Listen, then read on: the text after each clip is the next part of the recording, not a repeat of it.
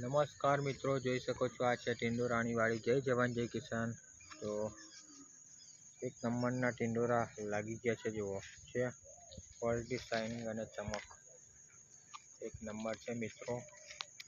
દરેક જગ્યાએ જબરદસ્ત ટિંડોરાનો લાગ તમે જુઓ છે, ક્વોલિટી નંબર એક નંબર।